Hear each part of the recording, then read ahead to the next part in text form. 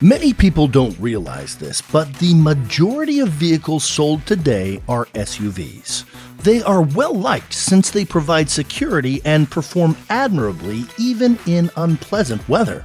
It's undeniable that manufacturers are devoting a large portion of their resources to creating this type of car, and this trend does not appear to be slowing down anytime soon. But with all the good cars, there are also the bad cars. And while they may be difficult to locate on the market, awful cars do exist. So if you're wondering what the worst SUV you can buy is, you've come to the perfect place. You want to be able to travel in a car that makes you feel confident, offers you the features you require, and gives you the versatility that comes with driving an SUV. So if you don't want to hate what you drive, here are the SUVs you should steer clear of. First up on the list, we have the Fiat 500X.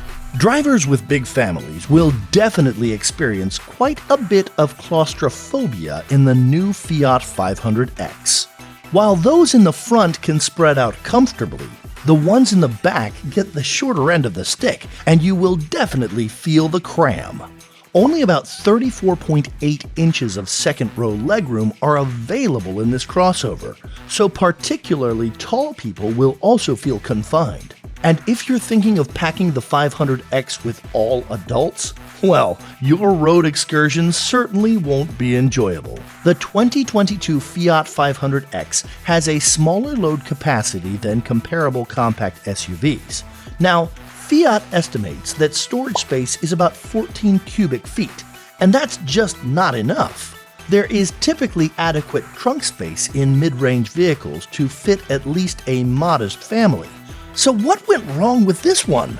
I'm guessing you'll probably be able to fit in your golf bags and your shopping bags in the 500X, but say goodbye to the fam because they certainly are not fitting in.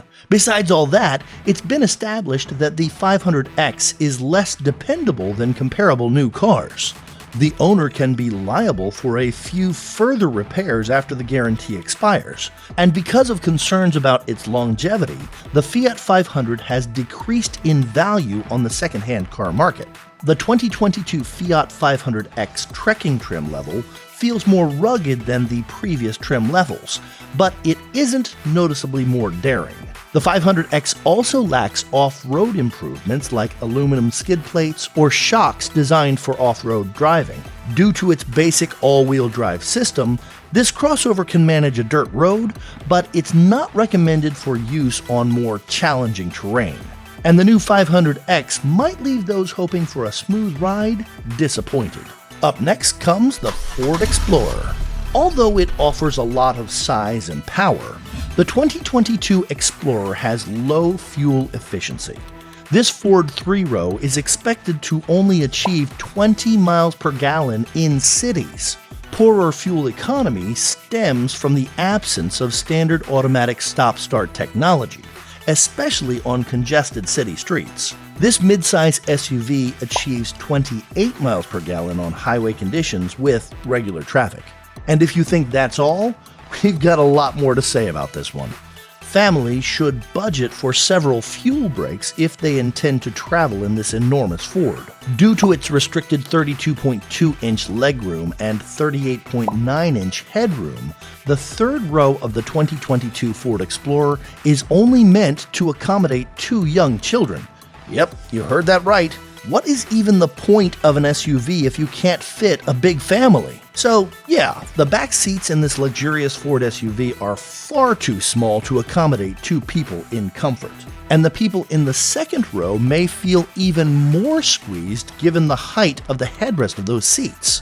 With a max track width of only 89.3 inches, the 2022 Explorer has comparatively low lateral stability.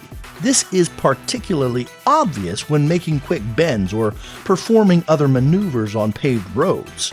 If you're thinking about swerving, veering, jolting, or swaying at high speeds, please note that it can be barely controlled by the sidewind stabilization. So, just like a car with a 10-speed transmission, the lateral stability does not react quickly to a loss of stability.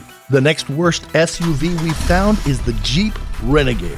Alright, so for starters, the brakes on the 2022 Jeep Renegade are somewhat mushy and don't provide a secure stopping sensation. The Renegade also has poor handling in addition to mediocre acceleration. That lack of oomph in the engine really limits driving the SUV. The Renegade requires approximately 9.3 seconds to accelerate from 0 to 60 miles per hour, which is longer than usual for its class. One good point is that the engine stop-start mechanism allows for smooth restarts even in busy traffic. But honestly, there's not much else to write home about. Buyers have also reported that they don't like how rigid the Renegade suspension is. Due to flaws in the road, you'll experience a lot of jolts and vibrations. The ride will probably be rough and uncomfortable if you buy the car with the optional 19-inch wheels. Finally, our main problem with the 2022 Jeep Renegade is its awful gas mileage. The EPA projects a combined fuel economy of 26 miles per gallon for the four-wheel drive 1.3-liter engine configuration. According to driving tests, it generally achieves around 24 miles per gallon. So ultimately, it's just a bad option compared to other competitors on the market. We are a little over halfway in this list, and we're going to talk about the SUVs which are known to have plenty of safety issues, so you definitely don't want to be wasting your money on these. For more content like this, subscribe to the channel. Now at number 4, we've got the Ford EcoSport. A significant factor in choosing a small car is the ability to get better fuel economy. This objective is not met by the 2022 EcoSport, which only gets 23 city, 29 highway MPG. Even if all-wheel drive is a requirement, these figures fall short for those of the rivals. These figures fall way short for those of the rivals. The EcoSport also lacks any extra cutting-edge safety measures. Some models incorporate blind spot monitors, rear parking sensors, and automatic rain-sensing windshield wipers, but even common driving aids like lane keeping assistance and adaptive cruise control are not available in the EcoSport. The 2022 EcoSport received a 4 from the National Highway Traffic Safety Administration on each category. Even though it might not seem significant, certain smaller SUVs have been given the maximum 5-star rating. Buyers should be aware that this car has a decent 4-star rating for frontal collision avoidance and a flawless 5-star rating for side impact prevention. The most alarming aspect may be the fact that it only scored 3 out of 5 stars in rollover testing.